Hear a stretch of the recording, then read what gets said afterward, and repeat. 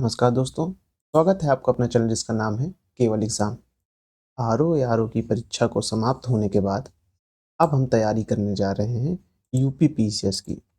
RO ही की PCS भी UP PCS कराता है और यूपी पीसीएस की परीक्षा तो कराता ही है, उत्तर प्रदेश लोक सेवा आयोग।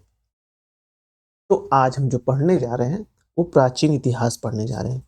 यानी कि यूपी की अब तक जितनी भी परीक्षाएँ हुई हैं उसमें जो भी क्वेश्चन अब तक आए हुए हैं, उनको हम देखने जा रहे हैं। इससे पहले हमने आप देखेंगे कि जब हम लोग भूगोल पढ़ रहे थे, तो भूगोल को हमने आरओ में कंप्लीट किया था।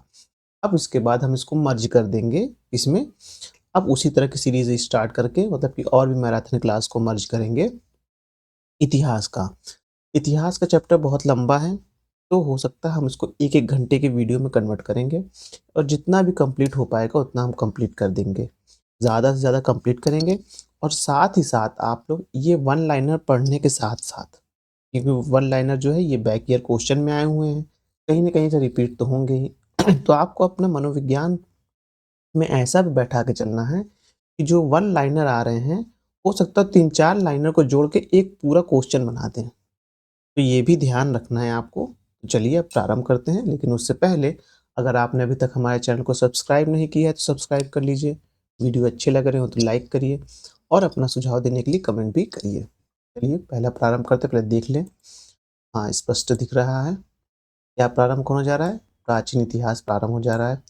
इस बुक में सबसे खास बात क्या दी हुई है कि ये सेक्टर वाइज पूरा बाँटा हुआ है। जैसे प्रागैतिहासिक काल से अब तक कितने क्वेश्चन आए हुए हैं, फिर सिंधु काल से कितने आए हुए हैं, इस तरह के वैदिक काल से कितने, इस तरह के सारे चैप्टर को अच्छे से डिवाइड किया हुआ है, इसलिए आज हम इसको पढ़ेंगे। ये वन लाइनर भी समझ लीजिए और कई लाइनों को जोड़ देंगे तो वो एक बड़ा क्वेश्चन बन जाएगा, जैसे कि आपने आरओ की परीक्षा में देखा था।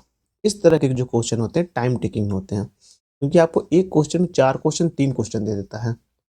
तो अपने मनोविज्ञान में ये भी बैठा कर चलिएगा कि आप जो वन लाइनर फैक्ट पढ़ रहे हैं या जो वन लाइनर पढ़ रहे हैं, अगर इसको हम कई क्वेश्चनों को जोड़ देंगे तो वो पूरा एक क्वेश्चन बन जाएगा। चलिए प्रारंभ करते हैं। मध्य पाषाणिक स्थलों को भौगोलिक दृष्टि से पश्चिम से पूरब का क्रम लगाइए। यानी कि मान लीजिए भारत का ये एक क्षेत्र है, पूरा भारत मान लें, उस समय कुछ अफगानिस्तान और पाकिस्तान सबको ले लें, तो पूछ क्या रहा है? पश्चिम से पूरब का क्रम। इधर का इधर से प्रारंभ होगा और इधर की ओर क्रम पूछ रहा है, तो इसी को बताना है। हाँ, तो पहले देखेंगे महदहा है, फिर लेखिया है, फिर पैसरा है, फिर देखेंगे आपका बीरभानपुर है। पहले महदहा है जो कि आपका अफगानिस्तान या पाकिस्तान में पड़ेगा, ऐसे याद करना है। फिर लेखिया है, फिर पैसरा है, फिर उसके बाद देखेंगे बीरभानपुर है। अब है सही सुमेलित पूछ रहा है। इसको थोड़ा ज़ूम आउट करते हैं, इससे आपको पता चले कि ये कौन-कौन प्रश्न अब तक किस-किस परीक्षा में आ चुके हैं। हाँ, इधर साइड में दिखता है ना ऐसे, ये साइड में आ रही है, ये देखिए जी, ये अभी जो हम प्रश्न पढ़ने जा रहे हैं, ये 2023 यूपी पीसीएस प्री में क्वेश्चन दिया हुआ था। अक्सर प्री में ऐसा करता है कि आप देखेंगे कि वो रिपीट भी कर देता है, ठीक है। दूसरा करें, नेवासा ये कहाँ है? महाराष्ट्र में है। ईसमपुर कहाँ है? ये कर्नाटक में है। डिडवाना कहाँ है? ये राजस्थान में है। उसके बाद देखेंगे गुडियामा गुफा कहाँ है? ये तमिलनाडु में है। तो ये कहाँ है? ये तमिलनाडु में है। एक मिनट रुकिए।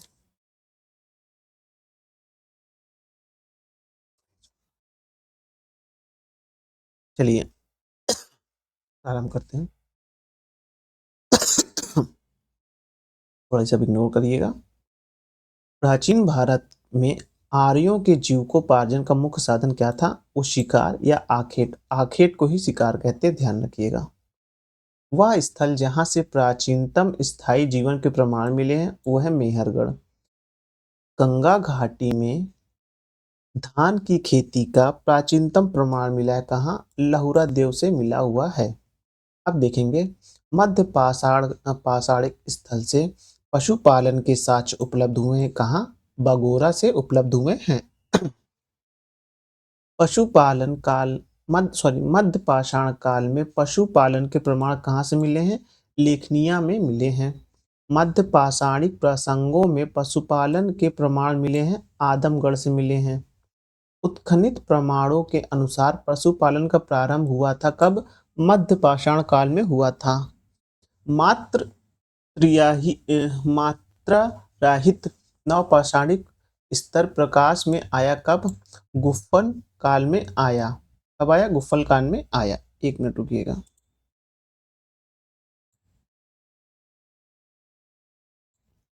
अब जो ये प्रश्न देख रहे हैं आप, ये बीईओ एग्जाम जो होता है, बीईओ का एग्जाम होता है 2006 में, उसमें आया हुआ है कि मृत्रा त्राही नवपाषाण स्तर प्रकाश में आया कब? गुफकार से आया। खाद्यान्नों की कृषि सर्वप्रथम प्रारंभ हुई कब? नवपाषाण काल में प्रारंभ हुई। नवपाषाण कालीन गर्त निवासों के अवशेष कहाँ मिले हैं? बुर्जहोम और गुफराल से आए हैं। राख का टीला, कौन सा? राख का टीला नवपाषाणिक स्थलों से संबंधित है किसमें? संगनकल्लू से संबंधित है। भारतीय उपमहाद्वीप में धान की खेती के प्राचीनतम साक्ष्य प्राप्त हुए हैं, विंध्यन क्षेत्र से हुए हैं। मानव द्वारा सर्वप्रथम प्रयुक्त अनाज था, क्या था? वो जौ था। वस्त्रों के लिए कपास की खेती का आरंभ सबसे पहले किया किसने? भारत ने किया। वृहद पाषाण पाषाण स्मारकों की पहचान किस लिए है? वो देखेंगे मृतकों को दफनाने के स्थान के रूप में हुई है। एक ही कब्र से 3 मानव कंकाल निकाले गए, कहाँ? दमदमा से। इसको ऐसे याद रखिएगा जो मैंने याद रखा है। एक ही कब्र से 3 मानव, एक कब्र है, अब उसके बाद 3 मानव के जो है कंकाल मिले ऐसे, फिर उसी के ऊपर एक, फिर उसी के ऊपर एक। तो एक दूसरे को दबा दबा के ही तो रखा गया है ना। दबा दबा के एक एक ऊपर एक रखा गया, तो दमदमा, दबा दबा के रखा इसलिए दमदमा याद रखिएगा। हालांकि आप सीधा भी याद रख सकते हैं, लेकिन मैंने ऐसे थोड़ा याद रख लिया था क्योंकि कंफ्यूजन भी कभी कभी हो जाता है। तो एक ही कब्र में 3 मानव के कंकाल कहाँ मिले हैं? वो दमदमा से मिले हैं। उसके बाद देखेंगे कि वृंदन क्षेत्रों के वह शिलाश्रय जहाँ से सर्वाधिक मानव कंकाल मिले हैं, वो है लेखिया से। मानव के जो सर्वाधिक कंकाल मिले हैं जो शिलाश्रय से हैं, वृंदन क्षेत्र से, ध्यान रखिएगा। भारत में वह शिलाश्रय जहाँ से सर्वाधिक चित्र प्राप्त हुए हैं, वो है भीमबेटका की गुफा। भीमबेटका कहाँ है? एमपी में है।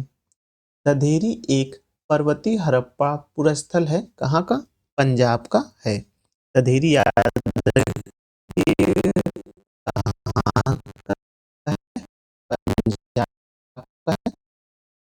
मैचिंग कराने और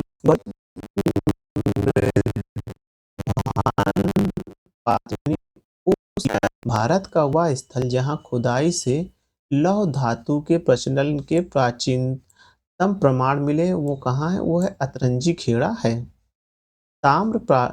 ताम्रशय काल में महाराष्ट्र के लोग मृतकों के शरीर के फर्श के नीचे दफनाते से कैसे? उत्तर से दक्षिण, याद रखिएगा, दफनाते थे। कोपेनहेग संग्रहालय की सामग्री से पाषाण, कांस्य और लौह युग का त्रियुगमी विभाजन किया था किसने?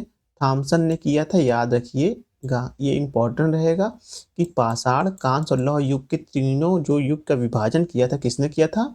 वो थॉमसन ने किया था। भारत में प्रथम पूरा पाषाणिक उपकरणों की खोज करने वाला रॉबर्ट ब्रूसफुट थे। क्या थे? ये भूगर्भ वैज्ञानिक थे। अब ताम्र पाषाणिक स्थल नवदा टोली का उत्खनन किया था किसने?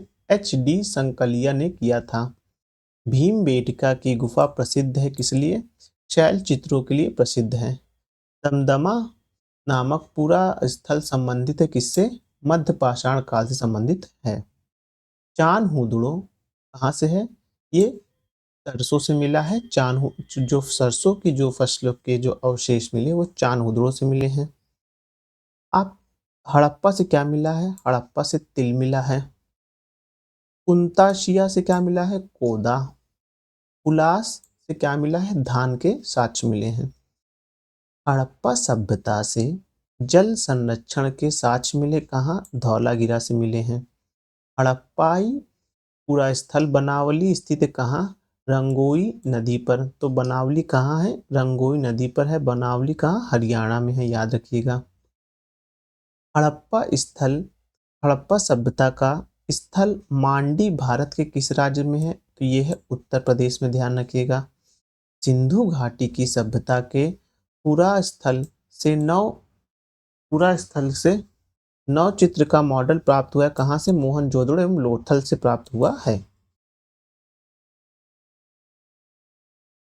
अब है मोहनजोदड़ो से प्राप्त पशुपति शिव के प्रसिद्ध मोहर पर किस पशु का अंकन नहीं है? तो देखेंगे आप, सांड का अंकन नहीं है। फिर देखेंगे हड़प्पा संस्कृति के पूर्वी सीमांत का निर्धारण करता है कौन? आलमगीरपुर करता है। यानी कि हड़प्पा सभ्यता का पूर्वी सीमांत यानी कि पूर्व में कहाँ तक फैला है? तो आलमगीर तक फैला है। और ये कहाँ है? तो ये यूपी में है, ध्यान रखिएगा। अब उसके आगे देखते हैं। मृगपटिका का उत्कीर्ण सिंह युक्त देवता की कृति प्राप्त हुई कहाँ से? वो प्राप्त हुई लोथल से। लोथल कहाँ है? लोथल आपका गुजरात में है। किस नदी के किनारे? भोगवा नदी के किनारे। लोथल किस लिए प्रसिद्ध था? ये एक जो है पोर्ट के रूप में प्रसिद्ध था। हाथी दांत का पैमाना हड़प्पाई सभ्यता मिला है कहाँ से? लोथल से मिला है। हड़प्पा का उत्खनन करने वाले प्रथम पुरातत्ववादी जो इसके महत्व को नहीं समझे वो थे सर जॉन मार्शल। सिंधु सभ्यता शब्द का प्रयोग सर्वप्रथम किया किसने? सर जॉन मार्शल ने किया। सिंधु घाटी की सभ्यता पर प्रकाश डाला किसने? कैसे पड़ा? वो पुरातात्विक संबंधित खुदाई से इस पर प्रकाश पड़ा। सिंधु सभ्यता से संबंधित केंद्र में जो उत्तर प्रदेश में स्थित है वह है आलमगीरपुर एवं हुलास है। हड़प्पा स्थल, हड़प्पा सभ्यता स्थल लोथल स्थल कहाँ से है? गुजरात से संबंधित है। हड़प्पा संस्कृति के संदर्भ में शैलकृत स्थापत्य के प्रमाण मिले हैं कहाँ से मिले हैं? वो है धौलावीरा से मिले हैं। शैलकृत स्थापत्य के एक जुते हुए खेत की खोज की गई है कहाँ? कालीबंगा से की गई है। कालीबंगा कहाँ है? कालीबंगा आप देखेंगे राजस्थान में है। भारत का सबसे बड़ा हड़प्पा पूरा स्थल कौन सा है? वह देखेंगे राखीगढ़ी है। भारत के साथ साथ अभी ये संपूर्ण सिंधु घाटी सभ्यता का सबसे बड़ा स्थल हो गया है। कौन सा? राखीगढ़ी। राखीगढ़ी कहाँ है? ये हरियाणा में है। अधिशंख हड़प्पा स्थल स्थित है कहाँ? सिंधु घाटी सभ्यता सिंधु घाटी में है। मूर्ति पूजा का आरंभ माना जाता है आर्यों से पहले माना जाता है क्योंकि जो हड़प्पाई निवासी थे वो मूर्तियों की पूजा करते थे। देखेंगे आप श्रृंग वाले देवता कैसे मिले हैं ना खुदाई में, और नर्तकी की मूर्ति मिली ही है, और वो कहते हैं जो एक स्त्री की मूर्ति मिली हुई है। तो मतलब मूर्ति पूजा का प्रारंभ जो है आर्यों से पहले का है। हड़प्पा संस्कृति की जानकारी का प्रमुख स्रोत क्या है? पुरातात्विक खुदाई है। अवेस्ता और ऋग्वेद में समानता है। अवेस्ता क्षेत्र संबंधित किससे? ईरान से। जो हमारे ऋग्वेद के बहुत से ऐसे शब्द जो हैं जो जिंद अवेस्ता का पूरा नाम है, वो जो ईरान की जो एक पुरानी पुस्तक उससे मैच करते हैं। अब उसके बाद देखते हैं भारत में कपास की खेती का सबसे पहला साक्ष्य प्राप्त हुआ था कहाँ से? मेहरगढ़ से। कपास का याद रखिएगा, कपास की खेती का सबसे पहला साक्ष्य कहाँ से मिला था? मेहरगढ़ से मिला था। भारत का हड़प्पा का वह स्थल जहाँ पर मिट्टी के हल की आकृति मिली है वो है बनावली से मिली है। वह स्थान या स्थल जहाँ से शव पेटिका यानी ताबूत के प्रमाण मिले हैं वो है हड़प्पा। सिंधु घाटी सभ्यता का पोर्ट टाउन यानी बंदरगाह क्या कौन था? लोथल था। भारत के स्वतंत्रता के बाद सर्वाधिक संख्या में हड़प्पाई स्थल की खोज हुई कहाँ? गुजरात में हुई। अब ये थे हड़प्पा मतलब कि अब तक जो हड़प्पा से संबंधित जितने भी थे उनका। अब आ गया ऋग्वैदिक काल एवं उत्तर वैदिक काल का आ गया है। अब ऋग्वेद का उल्लेख दशराज युद्ध लड़ा गया है कहाँ? पारुशी नदी के तट पे लड़ा गया है। अब है देखेंगे उसके बाद पुराणों के 5 लक्षणों का उल्लेख मिलता है कहाँ? मत्स्य पुराण में मिलता है। पुराणों के पांचों लक्षणों का जो आप उल्लेख देखेंगे तो वो कहाँ मिलेगा आपको? वो मिलेगा आपको मत्स्य पुराण में मिलेगा। ये ध्यान रखना है, कहाँ मिलेगा? मत्स्य पुराण में मिलेगा।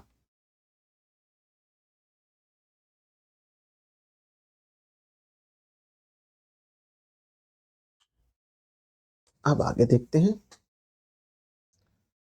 पुराणों के 5 लक्षणों का उल्लेख मिलेगा, मत्स्य पुराण में मिलेगा। 128 संस्करण हैं किसमें? आप देखेंगे ऋग्वेद में है। अष्टांग भी अष्टांग भी कहा जाता है। अष्टांग किसे कहा जाता है? ऋग्वेद को अष्टांग कहा जाता है। अब वेद है और ब्राह्मण, मतलब कि उसके जो उसको लिखे हैं तो उसके उपभाग जो होते हैं उन्हें ब्राह्मण कहा जाता है। वो देखते हैं ऋग्वेद में कितने ब्राह्मण हैं? 2 हैं। कौन से? पौष्टिक्स और ऐतरेय हैं। यजुर्वेद के षटपथ तैतीय ब्राह्मण हैं, 2 ये याद रखिएगा। सामवेद के आप देखेंगे पंचविश, षटविश, अद्भुत एवं जैमिनी हैं। उसके बाद अथर्ववेद के देखेंगे तो गोपद ब्राह्मण हैं। एक वेदांग नहीं है। कौन सा? स्मृति जो है वेदांग नहीं है। वैदिक कालीन प्रशासन में भागदुहा अधिकारी था किसका? राजस्व कर जमा करने वाला अधिकारी, यानी जो इस समय वर्तमान में इनकम टैक्स होते हैं, इनकम टैक्स ऑफिसर जो होते हैं, वो वैदिक काल में उनको इनकम टैक्स ना कह के उनको भागदुआ कहा जाता था। वह स्थान जहाँ आयुर्वेद शब्द का प्रयोग हुआ, कौन सा था? वो ऋग्वेद था, जहां सबसे पहले आयुर्वेद शब्द आया। अब फिर है महाभारत ग्रंथ का उपनाम क्या है? वो देखेंगे आप। महाभारत का उपनाम शतसप्तरी संहिता है। पवित्र गायत्री मंत्र अंतर्विष्ट है किसमें? ऋग्वेद में है। गायत्री मंत्र के नाम से प्रसिद्ध मंत्र सर्वप्रथम मिलता है कहाँ? ऋग्वेद में मिलता है। ऋग्वेद की मूल लिपि थी क्या थी? ब्राह्मी थी। याद रखिएगा, ऋग्वेद की मूल लिपि क्या थी? ब्राह्मी थी। ऋग्वेद पर आधारित संकलन है क्या है? सामवेद है। तो सामवेद को हम कहते हैं ना, ये गायन के बारे में लिखा है।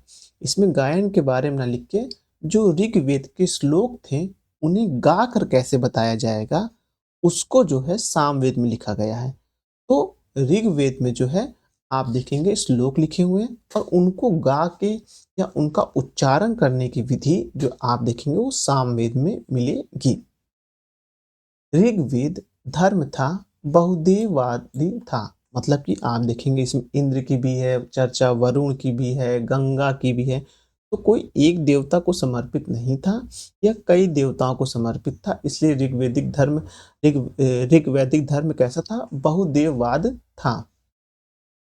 ऋग्वेद काल में जनता विश्वास करती थी, बलि एवं कर्मकांड में विश्वास करती थी। गोत्र शब्द का प्रयोग सर्वप्रथम हुआ था कब? ऋग्वेद में हुआ था। ऋग्वेद में सर्वाधिक संख्या में मंत्र संबंधित किससे? इंद्र से संबंधित हैं। सबसे प्राचीन वेद ऋग्वेद।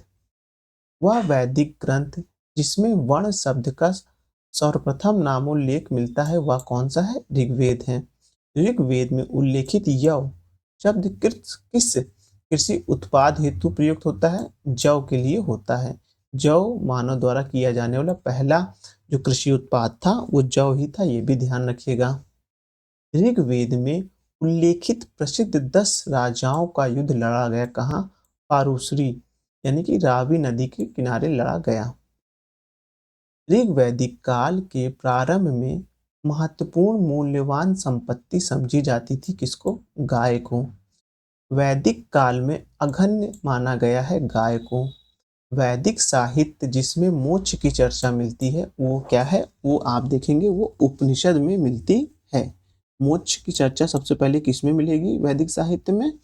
तो आप देखेंगे उपनिषद में मिलेगी। वैदिक देवताओं में पुरोहित माने जाते हैं। कौन से पुरोहित माने जाते हैं? बृहस्पति माने जाते हैं। उत्तर वैदिक काल में आर्य संस्कृति का धूर समझा जाता था कुरु और पांचाल को। वैदिक कर्मकांड में होता का संबंध है ऋग्वेद से। आरंभिक वैदिक साहित्य में सर्वाधिक वर्णित नदी कौन सी है? सिंधु है। ऋग्वेद में मातेत्म, देवी तमय एवं नदी तमय संबंधित है किससे? सरस्वती नदी से है। गंगा नदी को टिक मत मारिएगा। सरस्वती नदी के लिए 3 शब्द प्रयोग किए गए हैं, मातेत्म, देवी तमा और नदी तमा प्रयोग किया गया है किसके लिए? सरस्वती नदी के लिए। शुक्ल यजुर्वेद की संहिता है कौन सी? वाजसेनी है। यानी शुक्ल यजुर्वेद की संहिता कौन सी है? वाजसेनी है। शतपथ ब्राह्मण में उल्लेखित राजा विदेह माधव से संबंधित ऋषि हैं वो कौन से हैं? ऋषि गौतम राहुगण हैं। जिस ग्रंथ में पुरुष मेघ का उल्लेख हुआ है वह है शतपथ ब्राह्मण है। गोपथ ब्राह्मण संबंधित है किससे? अथर्ववेद से संबंधित हैं। अब देखेंगे आयुर्वेद अर्थात जीवन का विज्ञान का उल्लेख किसमें है? वो अथर्ववेद में है। अब है वह उपनिषद जिसमें पहली बार निराशावाद का तत्व दिखता है वो है मैत्रेयी है। भारतीय प्रतीक का भारतीय भारतीय प्रतीक पर उत्कीर्ण सत्यमेव जयते इससे लिया गया है। सत्यमेव जयते आप देखेंगे तो लिया गया है वो मुंडोक उपनिषद से लिया गया है। ये याद रखिए कहाँ से लिया गया है? वो मुंडोक उपनिषद से लिया गया है। जिंद अवेस्ता और ऋग्वेद में समानता है। जिंद अवेस्ता संबंधित कहाँ से? ईरान से है, पहले ही पढ़े अभी। प्राचीन भारत में निशाका से जाने जाते थे स्वर्ण आभूषण। निशाका से जाने जाते थे, निश से या निशाका से जाने जाते थे। 14वीं सदी से पूर्व का एक अभिलेख जिसमें वैदिक देवताओं का वर्णन है वो है बोगज कोई अभिलेख है, एशिया माइनर में है ये। तो कहाँ है? 14वीं शताब्दी पूर्व का अभिलेख जो है वैदिक देवताओं को का वर्णन करता है वो कहाँ का है? वो बोगज कोई का है। मनुस्मृति मुख्यतः संबंधित है सामाजिक व्यवस्था से है। वह उपनिषद जिसमें आध्यात्मिक ज्ञान के विषय में नचिकेत और यम का संवाद है वो है कठोपनिषद है। ऋग्वेद में उल्लेख अफगानिस्तान के साथ आर्यों के संबंध का सूचक है। उभा कुर्मा नदी है। सर्वाधिक वैदिक सूक्ति समर्पित है किसको? इंद्र को है। आर्य शब्द का शाब्दिक अर्थ होता है श्रेष्ठ। अर्धायु का अर्थ होता है यज्ञ करने वाला पुरोहित। अर्धवायु का मतलब क्या होता है? यज्ञ करने वाला पुरोहित होता है। उपनिषद काल के राजा अश्वपति शासक थे किसके? कैकेयी के थे। सर्ग, प्रतिसर्ग, वंश वंश मनवंतर और वंशानुचरित चरित संकेतक हैं किसके? पुराणों के हैं। तो किसके हैं संकेतक? आप देखेंगे वो पुराणों के संकेतक हैं।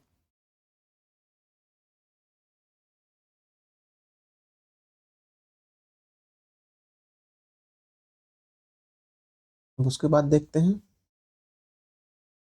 भारत का प्रथम विधि निर्माता माना जाता है किसको? मनु को माना जाता है।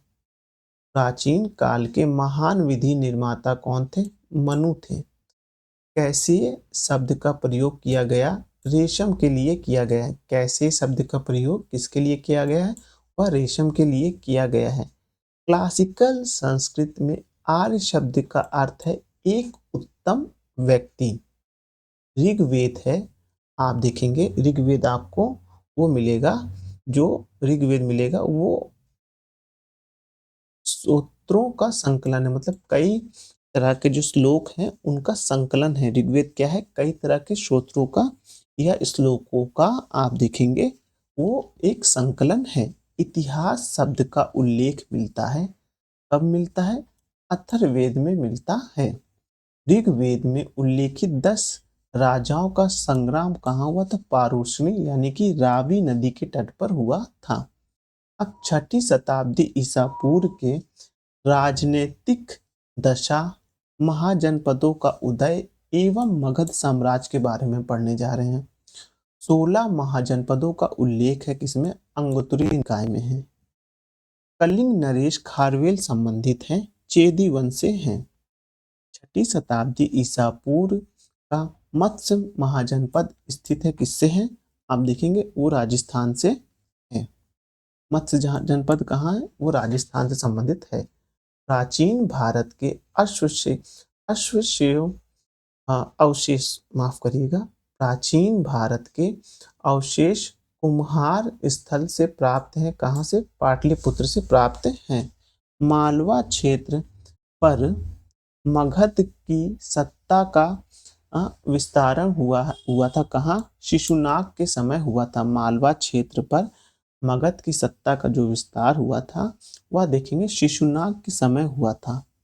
मगध का शासक जिसने राज्यारोहण के लिए अपने पिता की हत्या एवं स्वयं इसी कारणवश अपने पुत्र द्वारा मारा गया था, वो था अजातशत्रु था। तो इसे इस जो पूरे जो वंश चला, इस वंश को हम हर्यक वंश भी कहते हैं।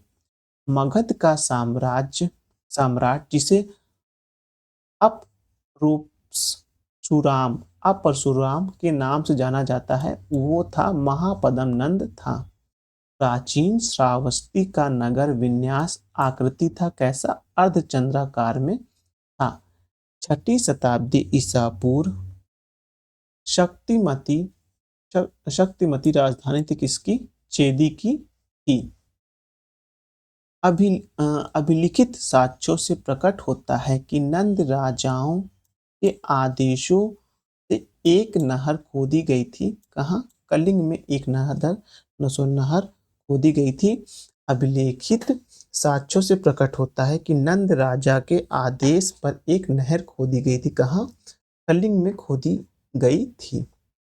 अब उदयन वासदंता के दंतक संबंधित हैं, माफ करिएगा, कौशाम्बी से। प्राचीन भारत में मगध साम्राज्य का सबसे प्रारंभिक राजधानी कौन सी है? वह देखेंगे पाटलिपुत्र है। अब धार्मिक आंदोलन आ गया है। तो जैन कल्पसूत्र की रचना किसने की थी? वो भद्रबाहु ने की थी।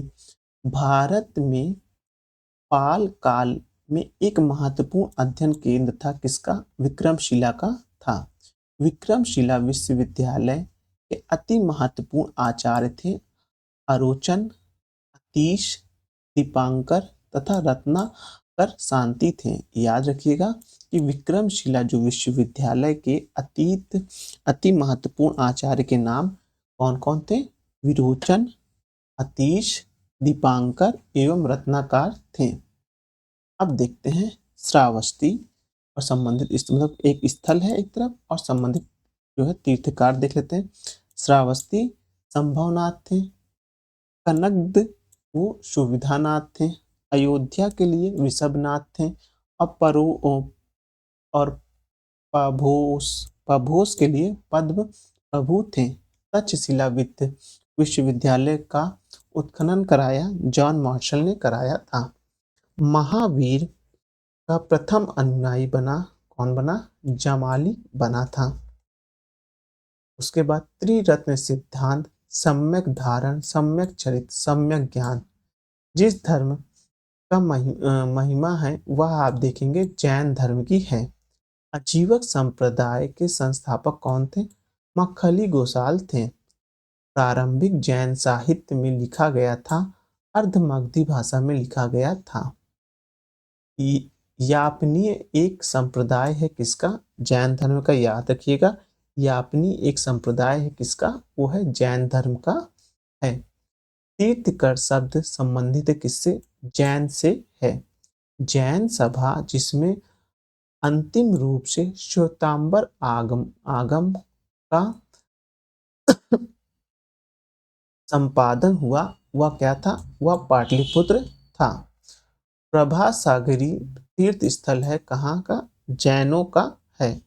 धर्म जो विश्व विनाशक प्रलय की अवधारणा में विश्वास करता है, वह है जैन धर्म। कि विश्व विनाश प्रलय की अवधारणा पर विश्वास नहीं करता, मतलब कि कभी भी विश्व का में प्रलय जैसी कोई चीज़ नहीं आएगी। तो उसमें कौन करता है? वह जैन धर्म में विश्वास करता है कि प्रलय नाम की कोई चीज़ नहीं होती है। जैनियों की पवित्र पुस्तक कहलाती है आगम सिद्धांत। जैनियों की जो पवित्र पुस्तक है उसे आगम सिद्धांत कहते हैं। दर्शन जिसमें पुनर्जन्म के विश्वास को अस्वीकार कर दिया गया वो थे चारवाक। चारवाक ने कहा था कि पुनर्जन्म नहीं होता है। उसमें चारवाक ने बोला था जब तक जीवित हो घी पियो, पैसे नहीं हैं तो उधार लेके पियो, क्योंकि पुनर्जन्म नहीं होता है। बुद्ध का जन्म हुआ था लुम्बिनी में हुआ था। बुद्ध की मृत्यु जहाँ हुई थी वह स्थान उत्तर प्रदेश था। बुद्ध के जीवन की घटना जिसने महाभिनिष्क्रमण का रूप माना जाता है वह है गृह त्याग है। कौन है वो? गृह त्याग है। उसके बाद देखते हैं गौतम बुद्ध ने अपना प्रथम प्रवचन दिया। कहाँ दिया? सारनाथ में दिया। बुद्ध के उपदेश संबंधित है किसमें? आचरण की शुद्धता व पवित्रता से संबंधित है। भारतीय कला में बुद्ध के जीवन की घटना का चित्रण मृग सहित चक्र द्वारा हुआ है, वह है प्रथम उपदेश। धर्म चक्र परिवर्तन किया गया था सारनाथ में। सारनाथ में अपना प्रथम प्रवचन दिया था महात्मा बुद्ध ने। बुद्ध ने सर्वाधिक उपदेश दिए थे श्रावस्ती में। बौद्ध संघ में भिक्षुओं के रूप में स्त्रियों की प्रवेश की अनुमति बुद्ध द्वारा दी गई थी, वैशाली में दी गई थी। बुद्ध के जीवन में ही संघ प्रमुख होना चाहता था, देवदत्त होना चाहता था, यानी कि वो जो संघ का प्रमुख बनना चाहता था।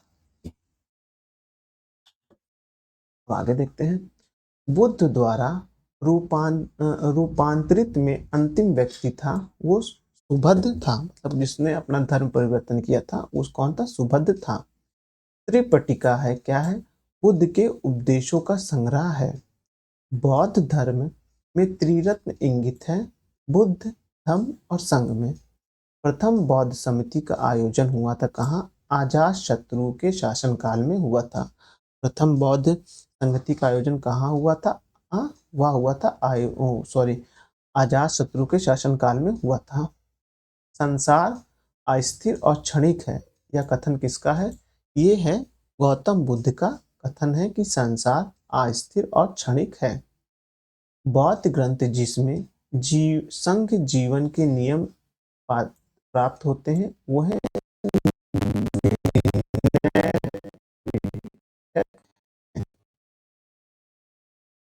विदेशी राजा जिस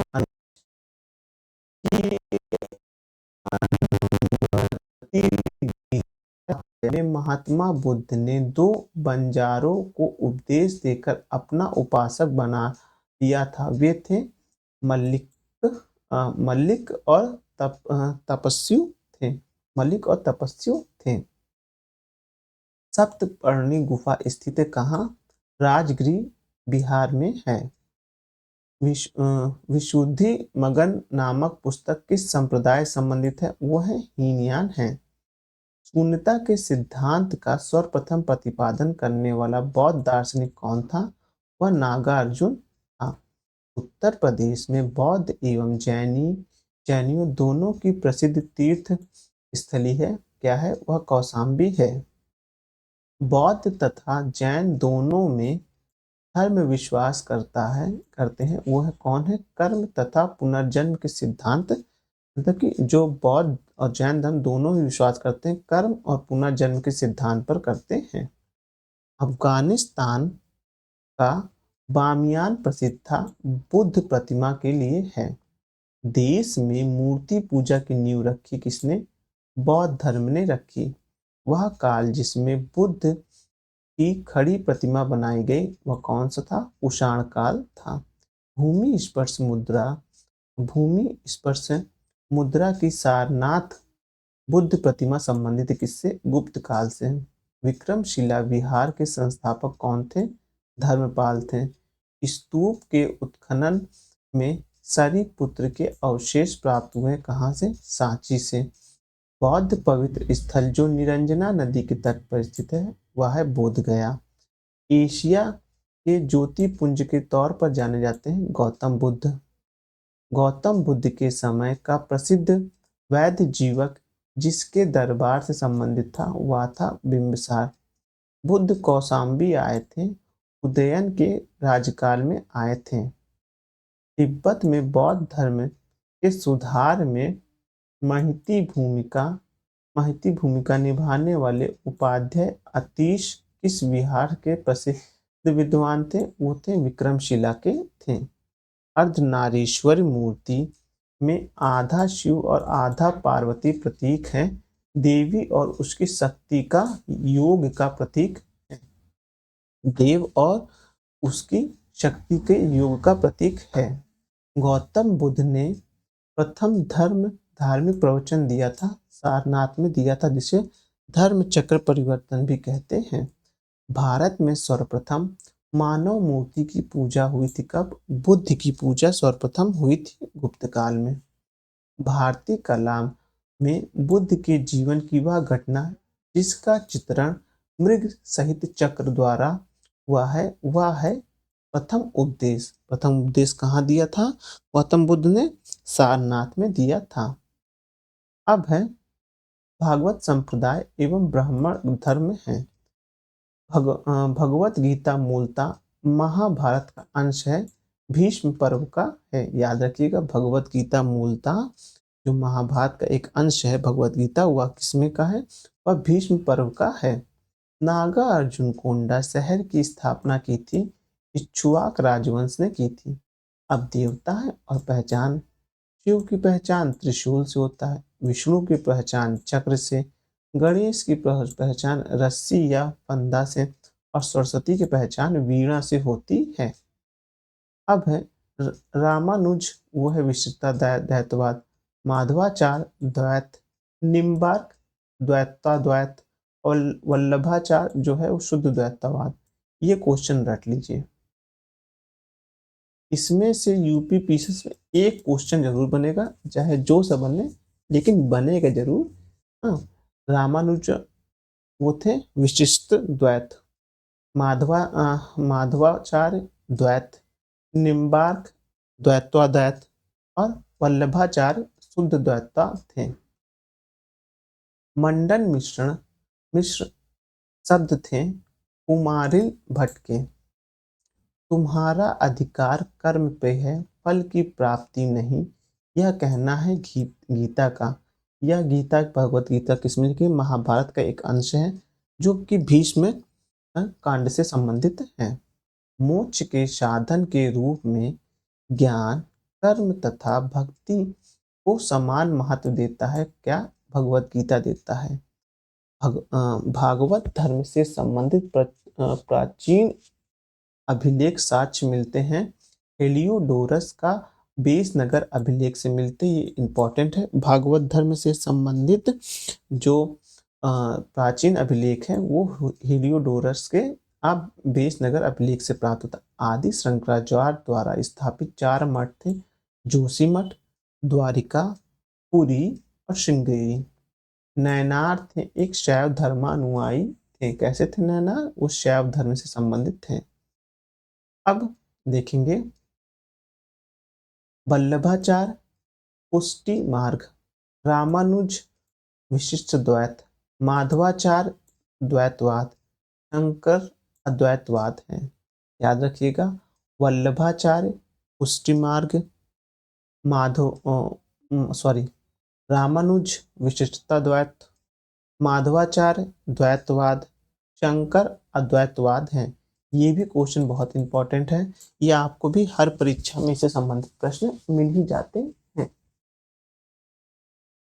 अब आगे देखते हैं।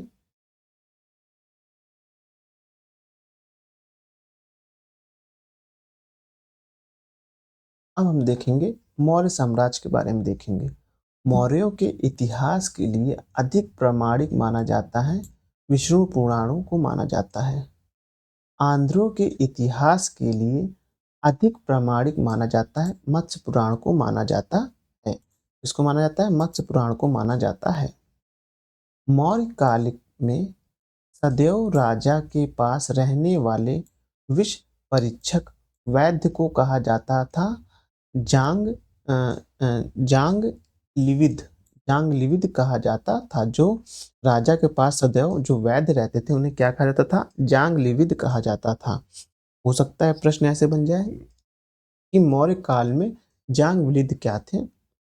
तो वे कौन थे? वैद्य थे, यानी कि डॉक्टर थे। शासक जो मौर्य राजवंश से संबंधित नहीं था वह था अग्निमित्र। जो था वह मौर्य साम्राज्य संबंधित नहीं था। अशोक के स्तंभ के लिए पत्थर लिया जाता था। कहाँ से? चुनार से लिया जाता था। अशोक का वह शिलालेख जो धार्मिक संश्लेषण यानी समन्वय के बारे में कहता है वो है 12वां शिलालेख है। जो अशोक के जितने भी शिलालेख हैं उनको आप पढ़ लीजिएगा, हर से प्रश्न बनते हैं। जो धार्मिक संश्लेषण का समन्वय करता है वह 12वां अभिलेख करता है।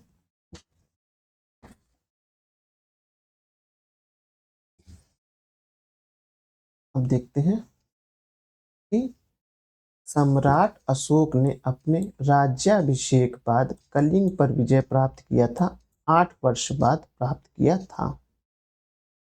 प्राकृतिक भाषा के पोषक थे सातवाहन नरेश थे। कला के लोक पक्ष को अधिक प्रोत्साहन मिला सातवाहन काल में मिला। मथुरा मूर्ति कला शैली प्रारंभ हुई। कब प्रारंभ हुई? वह प्रारंभ हुई आपका कुषाण काल से प्रारंभ हुई। वे शासक जिन्होंने गिरनार क्षेत्र में जल संसाधन व्यवस्था की ओर ध्यान दिया वह थे चंद्रगुप्त मौर्य और अशोक थे। राजा जिसके एक अभिलेख से सूचना मिलती है कि शाक्यमुनि बुद्ध का जन्म लुम्बिनी में हुआ था, वह किसका था? अशोक का शिलालेख था। सारनाथ स्तंभ का निर्माण किया था किसने? अशोक ने किया था। किसने किया था? अशोक ने किया था। अशोक द्वारा स्थापित सबसे सुरक्षित स्तंभ कौन सा था? वो आप देखेंगे लौरिया नंदनगढ़ था। अशोक द्वारा स्थापित सबसे सुरक्षित स्तंभ कौन सा है? लौरिया नंदनगढ़ है। याद रखिएगा कौन सा? लौरिया नंदनगढ़। अशोक द्वारा सबसे सुरक्षित स्तंभ। अशोक का वह अभिलेख जो कनक मुनि बुद्ध के अस्तित्व को प्रमाणित करता है वह करता है निगाली सागर स्तंभ अभिलेख। यानी कि अशोक का वह अभिलेख जो यह प्रमाणित करता है कि बुद्ध के अस्तित्व को प्रमाणित करता है कि बुद्ध थे, वो कौन सा अभिलेख है? निगाली सागर स्तंभ अभिलेख है। गुर्जरा गुर्जरा लघु शिलालेख जिसमें अशोक का नामोल्लेख किया गया है वह है मध्य प्रदेश के दतिया जिले में है। तो गुर्जरा लघु शिलालेख कहाँ है? वह मध्य प्रदेश के दतिया जिले में है। और किसका है गुर्जरा लघु शिलालेख? किसका है? अशोक का है। ये भी ध्यान रखिएगा। अशोक के अभिलेख में से पूर्ण रूपेण धार्मिक सहिष्णुता के प्रति समर्पित अभिलेख है कौन सा? शिलालेख जो 12 है, जो धार्मिक सहिष्णुता को प्रतीक देता है वह 12वां शिलालेख है। ब्राह्मी लिपि को सर्वप्रथम पढ़ा था किसने? पढ़ा था ब्राह्मी लिपि को? जेम्स प्रिंसेस ने पढ़ा था। याद रखिएगा ब्राह्मी लिपि को सबसे पहले पढ़ने वाले व्यक्ति कौन थे? वो आप देखेंगे जेम्स प्रिंसेस थे। अब प्राक अशोक ब्राह्मी लिपि का पता चला है वो अनुराधापुर से पता चला है।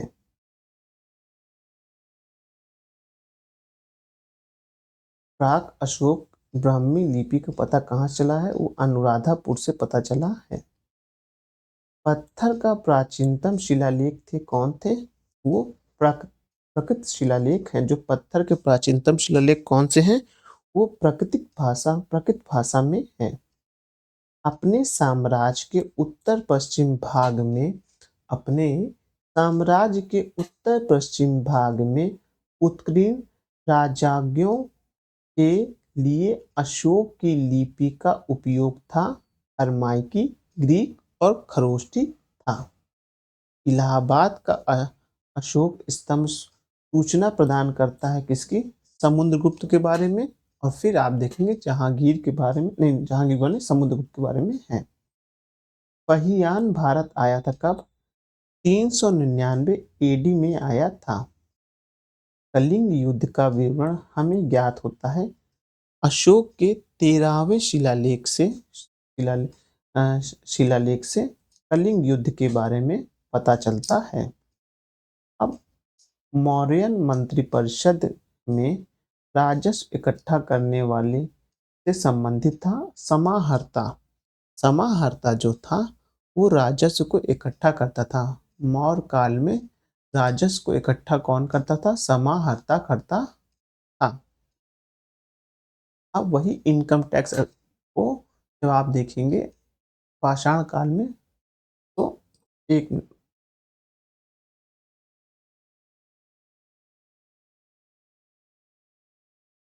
आगे देखते हैं। मौर्यन मंत्रिपरिषद में राजस्व इकट्ठा करने से संबंधित था समाहर्ता था। अशोक का समकालीन तुर्मय राजा कौन था? मिस्र था।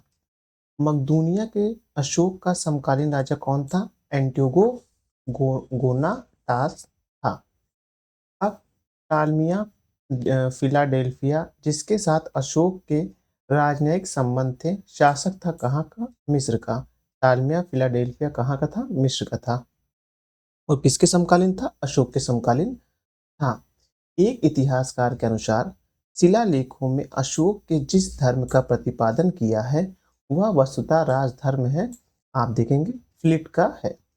आधुनिक देवनागरिक लिपि का प्राचीन रूप कौन सा है? वह ब्राह्मी है। इसने सहिष्णुता, उदारता और करुणा के त्रिविधि आधारों पर राजधर्म की स्थापना की थी। वो अशोक था। कौन था वो? अशोक था। सांची का स्तूप बनवाया था किसने? अशोक ने बनवाया था। ब्राह्मी लिपि का प्रथम उद्वाचन उत्कीर्ण अक्षरों में किया गया था स्तंभों पर। बुलंदी बाग प्राचीन स्थान है किसका? पाटलिपुत्र का। मौर्य काल में तक्षशिला के प्रसिद्ध शिक्षा केंद्र खोले गए थे। ब्राह्मणों, क्षत्रियों और वैश्यों के लिए खोले गए थे।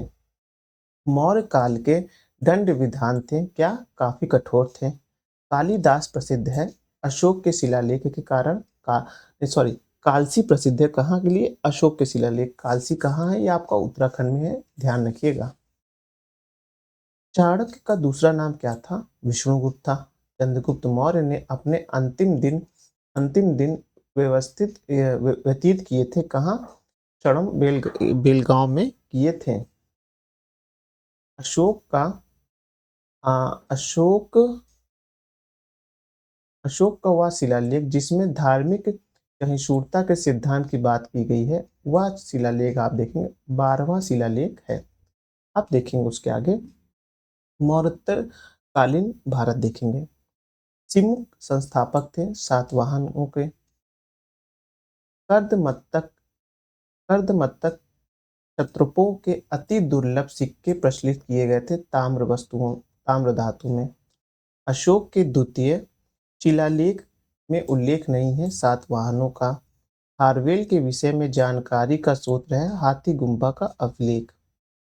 राजवंश में सबसे पुराना राजवंश था कौन सा? वो सातवाहन था। मौर्यों के बाद दक्षिण भारत में सबसे प्रभावी राजा कौन थे? राज्य कौन था? सातवाहनों का था। सातवाहनों की राजधानी अवस्थित थी अमरावती में। कनिष्क के सारनाथ बौद्ध प्रतिमा अभिलेख की तिथि है, आप देखेंगे 81 ईस्वी की है। बुद्ध के बुद्ध का सिक्कों का अंकन हुआ था, कनिष्क के द्वारा हुआ था। यानी कि बौद्ध के सिक्कों का अंकन, तो बुद्ध के सिक्कों पे किसने अंकन करवाया था? कनिष्क ने करवाया था।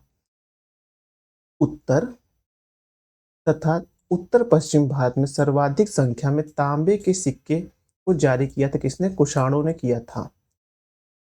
काव्य शैली का प्राचीनतम नमूना अभिलेख मिलता है किसमें? काठियावाड़ के रुद्रदामन से मिलता है। काव्य शैली का मिलता है कहाँ से? काठियावाड़ के रुद्रदामन से मिलता है।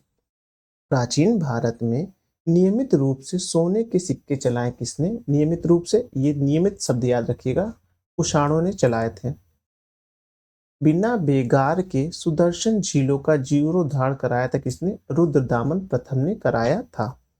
प्राचीन यानी बिना बेगार मतलब कि अपने पास से पैसे से लगा के किया था।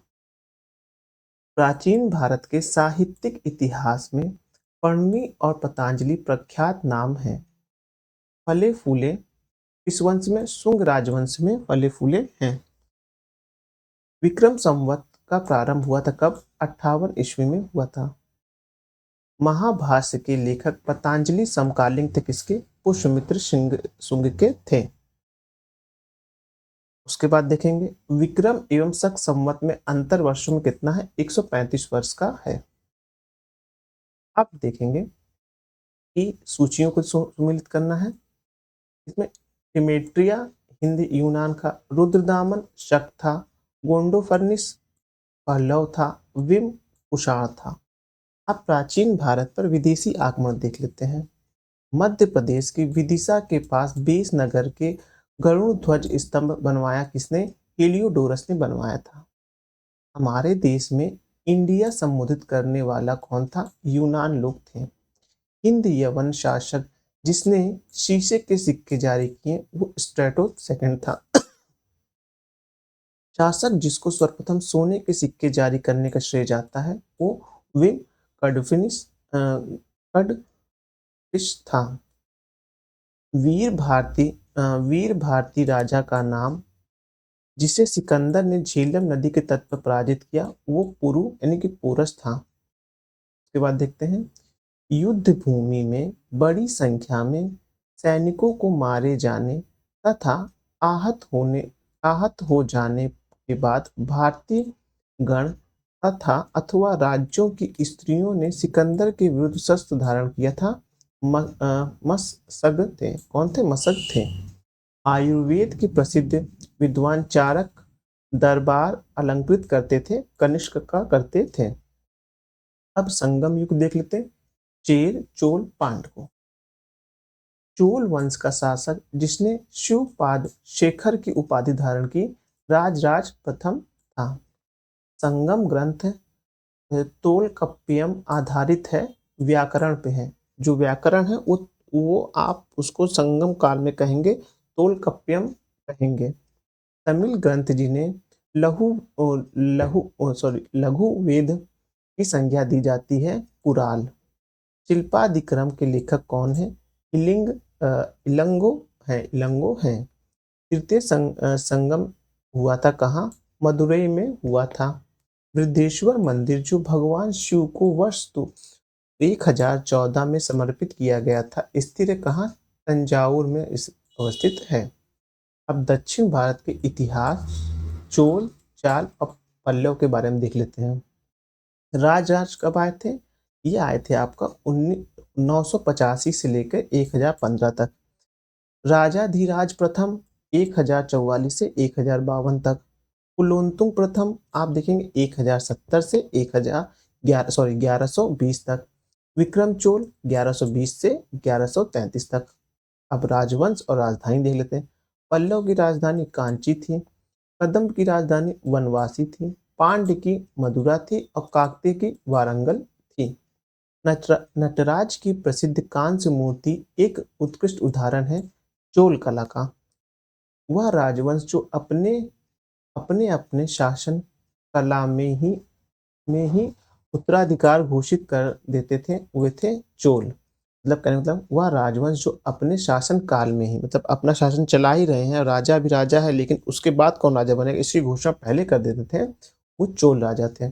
वह दक्षिण भारतीय राज्य जो अपनी नैसर्गिक शक्ति हेतु प्रसिद्ध थे, वो कौन थे? चोल थे।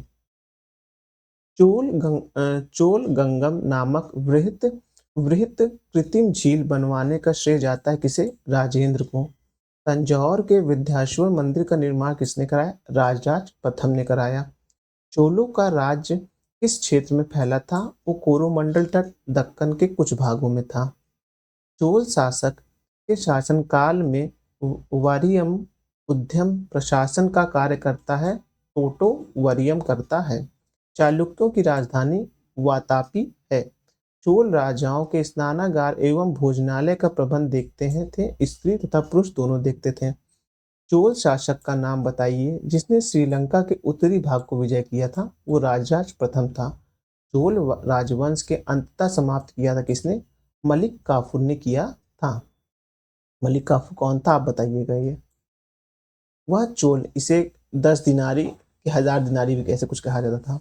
वह चोल राजा जिसने श्रीलंका को पूर्ण स्वतंत्रता दी और सिंह राजकुमार के साथ अपनी पुत्री का विवाह करा दिया था, वो थे कुलोत्तुंग फर्स्ट थे। 72 व्यापारी चीन में किसके कार्यकाल में भेजे गए? वो कुलोत्तुंग प्रथम के कार्यकाल में। दक्षिण भारत का प्रसिद्ध तक्कोलम युद्ध प्रसिद्ध है चोल एवं राष्ट्रकूटों के मध्य। चीनी यात्री जिन्होंने चालुक्यों के शासन काल में चीन एवं भारत के संबंध का विवरण किया, वह वेंगसान था। इस वंश द्वारा प्रायः महिलाओं को प्रशासन में उच्च पद दिया गया, चालुक्यों के द्वारा दिया गया। मत विलास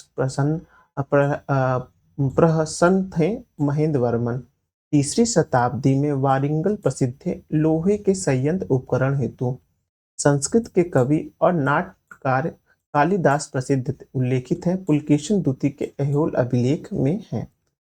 एक चालुक्य अभिलेख की तिथि अंकन में शक संवत वर्ष 556 दिया गया है। इसका तुल्य वर्ष होगा 663। ये याद रखिएगा, हो सकता है रिपीट करें अब की बार। प्रसिद्ध संस्कृत लेखक दंडिक अलंकृत करते थे पल्लव की सभा को। पल्लव राजा किसकी उपाधि जिसकी उपाधि पल्लव राजा जिसकी उपाधि राज सिंह थी, वो थे नरसिंह वर्मन द्वितीय। तंजावुर का वृद्धेश्वर मंदिर बना था, राजराज प्रथम के शासनकाल में बना था। दक्षिण भारत के समुद्रगुप्त के समकालीन नरेश और उनके राज्य देख लेते हैं। धनंजय कुस्तलपुर, नीलराज अवमुक्त, उग्रसेन, आप देखेंगे पलक, विष्णुकोप, कांची। अब राजवंश और राजधानी। पल्लव कांची, पांड मदुरै, यादव देवगिरी, काकती वारंगल। अब हम अपने नेक्स्ट वीडियो में कहाँ से देखेंगे? गुप्ता पीरियड से देखेंगे। चलिए वीडियो यहीं समाप्त करते हैं। सॉरी। अगर आपको हमारा चैनल पसंद आ रहा हो तो वीडियो को लाइक करिए, कुछ अपने सुझाव देना है तो कमेंट करिए और हमारे चैनल को सब्सक्राइब भी करिए। धन्यवाद।